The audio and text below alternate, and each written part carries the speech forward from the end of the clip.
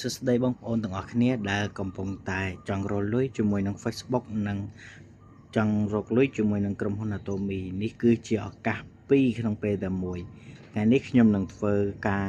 បង្ហាញអំពីការរកលុយជាមួយនឹង YouTube ផងនិង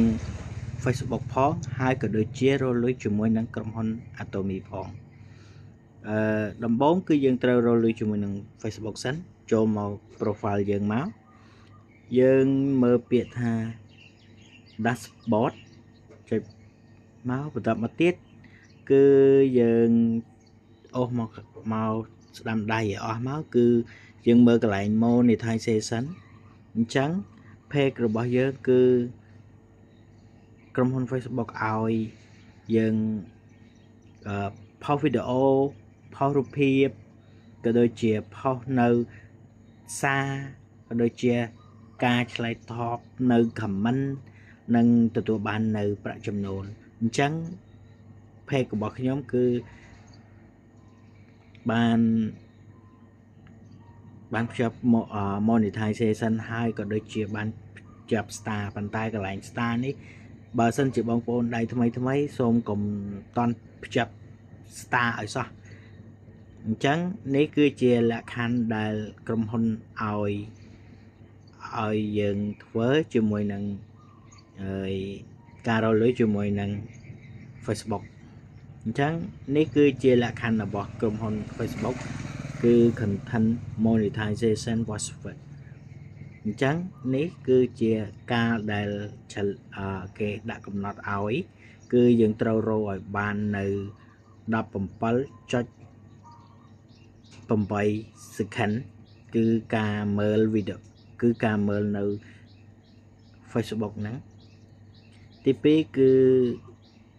ចំនួន K ដែលយើងផុសរូបភាពក៏ដូចជាវីដេអូទៅឲ្យខាងបងប្អូនយើងជួយចុច like ចុច share ហើយនឹងគឺចំនួនធ្វើម៉េចឲ្យបងប្អូនយើងមើលវីដេអូរបស់យើងក៏ដូចជារូបភាពហើយនឹង claims ហើយនឹងការតប comment គឺធ្វើម៉េចឲ្យបានចំនួន 14K ទៅ 29K នឹងទៅអាចមានសិទ្ធិរកលុយជាមួយនឹងក្រុមហ៊ុន Facebook អញ្ចឹងយើងមើលជាមើលcontent monetization ចុចលើហ្នឹងអញ្ចឹងនេះគឺជាលក្ខខណ្ឌដែលក្រុមហ៊ុន Facebook ឲ្យ Facebook ខ្ញុំធ្វើការរកលុយជាមួយអញ្ចឹងនេះគឺជាជំហាននៅក្នុងការរកលុយគឺគេកំណត់ឲ្យយើងរ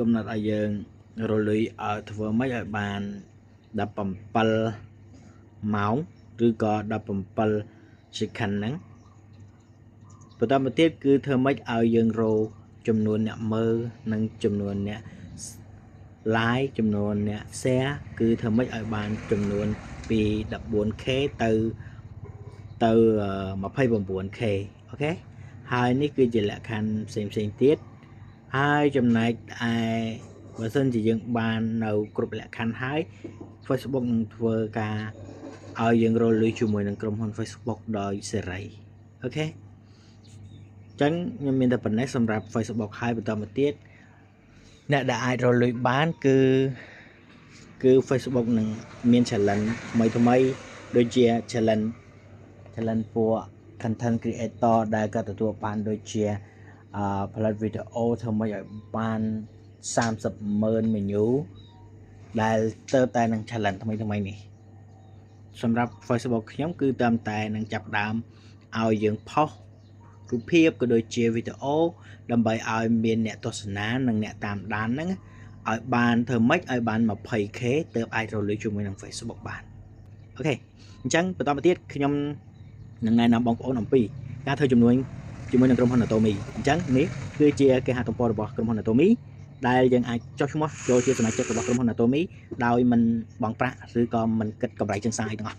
ហើយបងប្អូនអាចមានសិទ្ធិចុះឈ្មោះចូលជាសមាជិកធ្វើជំនួយ Atomy គឺបងប្អូនមានតែអត្តសញ្ញាណប័ណ្ណក៏ដូចជាលេខទូរស័ព្ទដើម្បីឲ្យសមាជិកក្រុមគ្រួសារ Atomy ធ្វើការចុះឈ្មោះឲ្យដែលបងប្អូនស្គាល់អញ្ចឹងបងប្អូនអាចធ្វើជំនួយនេះបានទូទាំងពិភពលោកហើយអញ្ចឹងក្រុមហ៊ុន Atomy គឺបើករហូតដល់27ប្រទេសហើយ ចឹងបងប្អូនអាចធ្វើបានដូចជាប្រទេសអាមេរិកប្រទេស រុស្ស៊ីនិងប្រទេសអ៊ុយក្រែនប្រទេសកាណាដាប្រទេសកម្ពុជាប្រទេសកូរ៉េប្រទេសជប៉ុនក៏ដូចជាប្រទេសថៃប្រទេសវៀតណាមប្រទេសភូមាប្រទេសឡាវនិងប្រទេសចិនហើយក៏ដូចជាមានប្រទេសហ្វីលីពីនប្រទេសឥណ្ឌាបង់ក្លាដេសហើយនឹងមានប្រទេសជាច្រើនទៀតអញ្ចឹងលេខ ID របស់យើងមួយគឺអាចចូលធ្វើជំនួញទូទាំងពិភពលោកបានអញ្ចឹងនេះគឺជាឱកាសល្អសម្រាប់ការធ្វើជំនួញជាមួយនឹងក្រុមហ៊ុន Atomy ដែលនេះគឺជាកម្រងអនុស្សាវរីយ៍ក្នុងការសមាជិក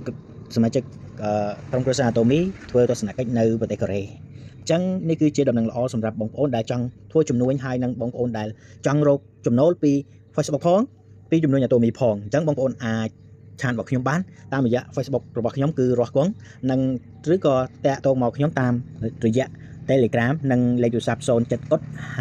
23 និង 56សូមអរគុណបើសិនជាមានចម្ងល់អីអាចឆាតសួរខ្ញុំបានទាំងអស់គ្នាសូមអរគុណជម្រាបលា